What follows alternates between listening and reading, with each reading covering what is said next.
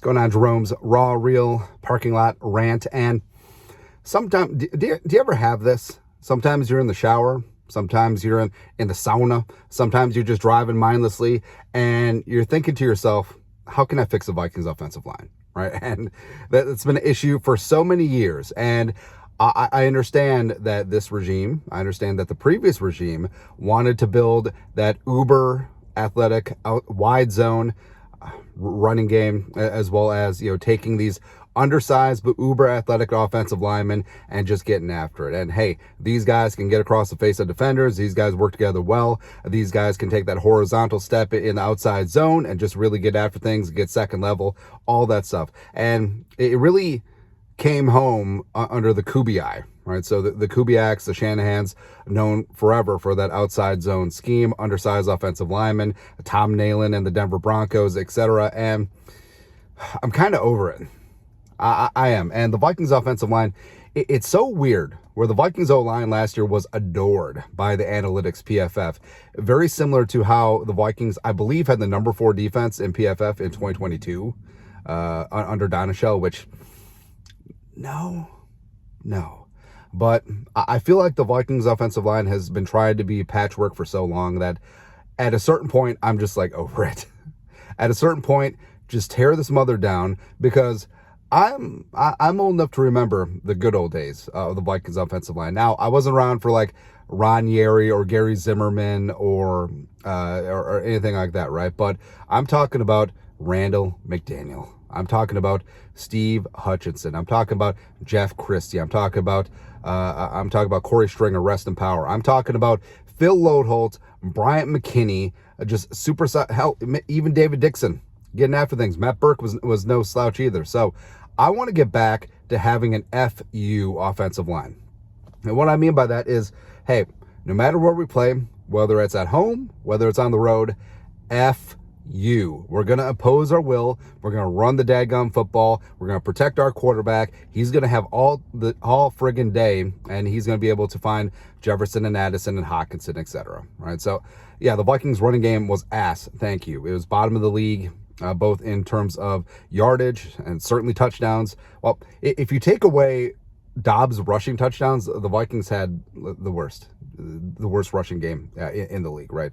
And part of it was running backs, yes, but also part of it was that offensive line, just lack of getting anything going up front. And yeah, you could say that the offensive line was dinged up because of 4 various quarterbacks.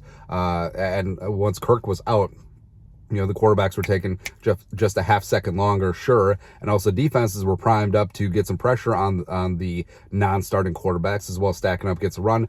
Fully understand it. Fully get it. But from left to right, Darisaw, if he stays healthy, I think that he can be an absolute sudden monster. Reisner was great. He was good. But if we want to get back to building an effing bully, I don't know, man. Like, Reisner's great in the outside zone. I know that he didn't grade exceedingly well in terms of PFF, but just eyeball tests, you could tell that Reisner was getting things done. Bradbury has improved markedly under the new regime, with Chris Cooper and whatnot, but also his bar was so low. Like, he was the worst center in the league for 3 seasons. All of a sudden, he's middle of the pack. Sure. I think that Ed Ingram can develop into something. I think that he made major strides in year 2. I think that he can add on to that in year 3. I'm not talking about major strides like stepping on Kirk's foot against the that was the moment that you knew this season was after, right? Where it's just like, this isn't going to be our year against the Bucs. We had the fumbles, and then Ed Ingram just stepped on Kirk and he sacked him. And Brian O'Neill, I love forever, but injuries as well as age, he's 28, going to be 29, as well as contract. Plus, he didn't play great last year. And like we said, part of it was lack of running game, part of it was backup quarterbacks, yada, yada, yada, yada, yada. But I got a plan. So I love me some Dalton Reisner. If they bring him back, I'm down to clown with it. But if you let him walk and you take that 7, 8, 9 million per year that he was earmarked for, and then you pump that up a little bit, can you get yourself some Kevin Dotson? Can you get yourself some Robert Hunt, free agents from the Rams and the Dolphins, respectively? They definitely have that size. I don't know what it is, man, but the Louisiana Raging Cajun offensive lineman as of late, they certainly get after things. Shout out to Emery Hunt, our guy. Yeah, because Louisiana Lafayette is on the map for really good interior offensive lineman, man. But Kevin Dotson was traded from the Steelers. He went to the Rams. And McVay is, you know, from the outside zone scheme, right? And then all of a sudden they started playing a lot more man and gap. That's why Kyron Williams had such a fantastic season this year, running a lot of power, running a lot of counter. And could Kevin O'Connell mirror that? You know, his mentor, Sean McVay, going from more of a zone running scheme to more of a power, right? That's why, you know, Cam Akers was punted as well. But I mean, Kevin Dotson was a big part of that. Now, Kevin Dotson is fixing to get paid. Could you just pay Kevin Dotson and all of a sudden you're adding some size and some bulliness there? Sure, absolutely. Also, again, I love Brian O'Neill, but the New York Football Giants have been looking for a right tackle forever. And they tried to draft Evan Neal, who was a left tackle, left guard by trade. They tried to put him at right tackle. It didn't work, right? Not everyone can pull it off. Not everyone is Penei Sewell, who was a dominant college left tackle. He's become one of the best right tackles in the game. Not every guy can do that, right? Just the footwork's completely flipped. And it seems like a lot of mock drafts want the Giants to do that again. With Joe Alt from Notre Dame or Olu Fashanu from Penn State. Hey, take this really good left tackle, put him on the right side. Nah. So the Giants have two second-round picks. They got one from the Leonard Williams trade with Seattle. So Brian O'Neill to the Giants for a second-rounder. The good one. So get contract off the books. You get a second-round pick. So now the Vikings have 11 and 2 second-round picks. You know, one from the Giants and their own from number 42 overall. Now you have a hole at right tackle. What do you do? Number 11 overall, and again, this is all contingent. Say they extend Kirk Cousins, you know, 2, maybe 3 years, and you potentially put quarterback of the future on the back burner because you're building around Kirk, you're going all in, and that's what you're doing right now. 11, Talisa Fuaga from Oregon State. I friggin' love this dude. Absolute masher and a mauler on the right side. He is a more agile Phil Lodeholt. He is 6'6", he's 335. And he wears it well. Like, I mean, there's offensive linemen that are fat 335. No, he is muscular. He is a mountain of a man at 335. So put him at right tackle. He and Darrisaw are now your new rogue rating bookend tackles, and you're good to go. So, I love O'Neill, but you got younger, you got cheaper, and you got more powerful on the outside. And then you maneuver.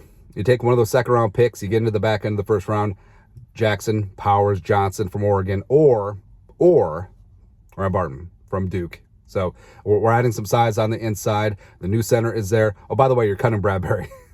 Forgot to mention that. Minor details. And then, all right, so you got Kevin Dotson. You got the new center, whether it's Barton or JPJ. And Ed Ingram hopefully develops at right guard. You got Darrisaw at left tackle. You got Fuaga at right tackle. And just for schnitz and giggles. So use the other second-round pick on defensive line, T'Vondre Sweat, maybe. Sure, why not? Let's build a bully on both sides. And then use one of your 2 fourth-rounders on Zach Zinter, if he gets that far. I think that the leg injury, the fibula, I think that could cost him some rounds. He probably would have been a day 2 selection, but he's nasty, man. He's nasty. He's a team leader. Team loves him. He was the one who lifted up the Big Ten trophy after they blanked Iowa. And he's got size. He's got high football IQ. He's got a great ass, great anchor. Can get after things. Just pick him up for insurance, just in case Ed Ingram doesn't pan out. So that's it, man. I'm done. I'm done with the outside zone, smaller athletic offensive linemen. I just want to get back to minimum 320-pound, 330-pound dudes with ass who are not going to be pushed around, right? And especially as Kirk gets older, his mobility goes down. Like Kirk, he's never been RG3, but he could skedaddle a little bit. But now, as he becomes more statuesque in his older age, you got to build that bully up front. And also, once Kirk is done and you do find your quarterback of the future, having that young QB behind one of the best O-lines in the league, woo, let's go, man. Again, yes, the Vikings have other needs. Yes, quarterback of the future is pressing. Yes, defensive line. Yes, cornerback. Yes, everything, man. But offensive line, nip it in the bud, and everything will take care of itself. Because the offensive line improves everything else. Offensive line improves the running game. Offensive line improves quarterback play. Offensive line improves the passing game. So get back to building an effing bully up front. And again, this is just off the top of my head stuff. So now we got Darrisaw, left to right. We got Christian freaking Darrisaw, one of the best young left tackles in the game. Trent Williams 2.0. And then you got Kevin Dotson at left guard. Absolute size and got that Cajun spice. Let's go. And then JPJ or Barton at center. We got 320 pounds doing the damn thing. Hopefully Ed Ingram pans out. Otherwise, we got Zach Zinter waiting in the wings. Plus, I mean, Zach Zinter could have a redshirt year. Make sure that leg is good to go. And then a right tackle, Talisa Fuaga. Go Beavers. That's right, man. So get back to bully ball. Get back, instead of the Minnesota Movement Company, get back to the Minnesota Moving Company. And every single week, toss nose tackles and 3-techs and DNs out the club and pose your will and just say F you every single step of the way. But other than that, I have no thoughts. Anyways, you guys are the best. Thanks for putting up with the rants. You guys know what to do. Skull, no production value.